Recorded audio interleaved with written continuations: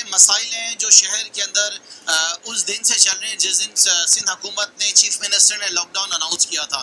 ہم بار بار اس بات کو کہتے ہوئے آئے ہیں کہ لاک ڈاؤن تو چیف منسٹر صاحب نے اناؤنس کر دیا, لیکن اس کے اوپر جو پریشانیاں آ رہی ہیں, جو مسائل آ رہے ہیں, جو عوام روزانہ کی بنیاد کے اوپر دیکھ رہی ہے, اس کو تحریک انصاف کراچی کے صدر خرم شہ زمان, اراکین اسمبلی آفتاب صدیقی, سیما ضیاء, راجہ اظہر, صدر وومین ونگ کراچی فضا ذیشان, عمران صدیقی کے ہمراہ کمشنر کراچی افتخار شلوانی سے ملاقات کی. ملاقات میں لاک ڈاؤن میں درپیش عوامی مسائل پر وفد نے گفتگو کی. راشن کی تقسیم اور اشیاء خورد و نوش میں قیمتوں میں منمانے اضافے کی جانب کمشنر کراچی کی توجہ مبذول کرائی گئی. ملاقات کے بعد خرم شہ زمان کا میڈیا سے گفتگو کرتے ہوئے کہنا تھا کہ سندھ حکومت لاک ڈاؤن پر عمل درآمد کرانے میں ناکام رہی ہے. راشن و دیگر معاملات میں کرپشن کے خلاف قانونی کارروائی کریں گے, نیب میں بھی جائیں گے.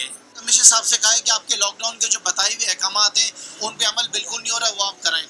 اس کے ساتھ ساتھ یہ ہم نے سوال کرا کہ آپ کے جو ڈپٹی کمشنرز کے تھرو جو راشن تقسیم ہونا تھا اس کے اوپر بہت الزامات لگ رہے ہیں, اس میں کراچی میں آپ نے اب تک کیا کرا ہے؟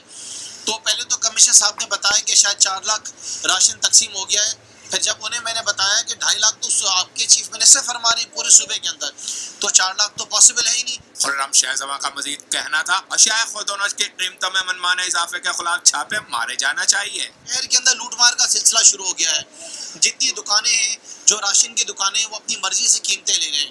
جیسے اگر دال 2 دن پہلے چنے کی دال اگر قیمت اس کی لیٹ سے فار ایگزامپل یا مسور کی 130 تھی یا 120 تھی, تو 2 دن بعد 20 روپے بڑھا دیتے ہیں. پھر کسی چاول کے اوپر کم کر دیتے ہیں, کبھی آٹے میں پیسے بڑھ جاتے ہیں. تو اس سلسلے میں کمشنر کراچی کیا کر رہے ہیں, کتنے لوگوں کو فائنز کیے گئے ہیں. اتنا بڑا شہر ہے, 3 کروڑ کی آبادی ہے, لاکھوں دکانیں, تو پتہ چلا ہے کہ صرف 8 لاکھ روپے فائن کیا گیا سارے لاک ڈاؤن کے اندر, جو کہ کچھ بھی نہیں ہے. آفتاب صدیقی کا کہنا تھا وفاق کے تعاون سے عوام کی مدد ہو رہی ہے, سندھ حکومت کچھ نہیں کر رہی. جو ریلیف پیکج فیڈرل گورنمنٹ نے دیا ہے, کل اسٹیٹ بینک نے 2% فیسلٹی ریٹ کم کیا ہے, آپ آئی ایم ایف نے 1.4 بلین کی امداد دی ہے. جو ہمارا ڈیٹ سروسنگ تھی اس سال کی وہ ڈیفرڈ ہو گئی ہے, جس کی وجہ سے آج آپ دیکھیں ڈالر گر گیا, اسٹاک مارکیٹ بڑھ گئی ہے.